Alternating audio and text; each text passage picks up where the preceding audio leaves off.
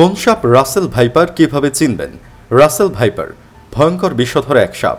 এক দশক আগেও সাপটির অস্তিত্ব সম্পর্কে খুব বেশি শোনা যায়নি, কিন্তু সাম্প্রতিক বছরগুলোতে দেশের নানা অঞ্চলে এটি ছড়িয়ে পড়েছে, বিশেষ করে পদ্মা যমুনা নদী ও তার অববাহিকায়। চলতি বছর দেশের বিভিন্ন এলাকায় ফসলের ক্ষেতে কাজ করার সময় রাসেল ভাইপারের আক্রমণে বেশ কয়েকজনের মৃত্যুর খবরও পাওয়া গেছে। এসব এলাকায় রাসেল ভাইপারের আতঙ্ক এমনভাবে ছড়িয়ে পড়েছে যে ক্ষেতের পরিচর্যার জন্য শ্রমিকও পাওয়া যাচ্ছে না, এমনকি ফসল কাটতে খেতে যেতেও ভয় পাচ্ছেন কৃষকরা। বাংলাদেশে এত রাসেল ভাইপার এলো কোথা থেকে? বাংলাদেশ বন বিভাগের বন্যপ্রাণী ও জীব বৈচিত্র্য সংরক্ষণ কর্মকর্তা এবং তরুণ বন্যপ্রাণী গবেষক জোহরা মিলা জানান, রাসেল ভাইপার সাপটি চন্দ্রবোড়া নামেও পরিচিত।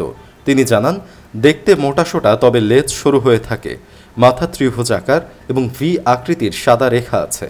শরীরের পৃষ্ঠতল বাদামি এবং বৃত্তাকার বা ডিম্বাকৃতির গাঢ় চিহ্নের 3টি লম্বা সারি রয়েছে। সাপটির গায়ে ছোপ ছোপ গোলাকার কালো দাগ থাকে। জোহরা মিলা বলেন, সাপটি লম্বায় 3 থেকে 5 ফুট পর্যন্ত হয়। মাথার তুলনায় ঘাড় বেশ সরু। এর গায়ের রং হালকা হলদে বাদামি, ফলে শুকনো ঘাস পাতার মধ্যে নিজেকে সহজেই লুকিয়ে রাখতে পারে। সাধারণত মে জুলাই মাসে এর প্রজননকাল। স্ত্রী সাপ ডিম দেওয়ার পরিবর্তে সাধারণত 5 থেকে 50টি বাচ্চা প্রসব করে। তিনি বলেন, সাপটি আতঙ্কিত হলে বা হুমকি অনুভব করলে জিহ্বা বের করে প্রচণ্ড হিস হিস শব্দ করে।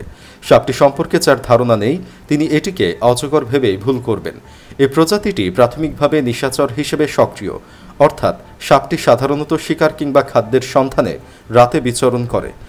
সাম্প্রতিককালে ফসলের, বিশেষ করে ধান খেতে রাসেল ভাইপারের উপস্থিতি নিয়ে এই বন্যপ্রাণী গবেষক বলেন, ইঁদুর, ব্যাঙ, ছোট পাখি ও টিকটিকি রাসেল ভাইপারের প্রিয় খাবার। যেহেতু ফসলের ক্ষেতে ইঁদুরের উৎপাত বেশি, তাই খাবারের খোঁজে সেখানে গিয়ে হাজির হয় রাসেল ভাইপার।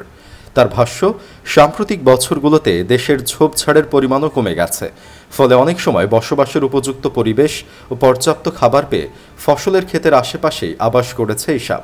কৃষকরা যেহেতু ফসলের ক্ষেতেই কাজ করেন, তাই তারাই বেশি রাসেল ভাইপারের আক্রমণের শিকার হচ্ছেন। জোহরা মিলা আরও বলেন, এই সাপের বিষ হেমোটোটক্সিন হয়, মাংস পচেই আক্রান্ত ব্যক্তির মৃত্যু হয়। সাপটির কবল থেকে বাঁচতে সচেতনতাই কার্যকর পথ। বন্যপ্রাণী সংরক্ষণ ও নিরাপত্তা আইন 2012 অনুযায়ী সাপটি সংরক্ষিত।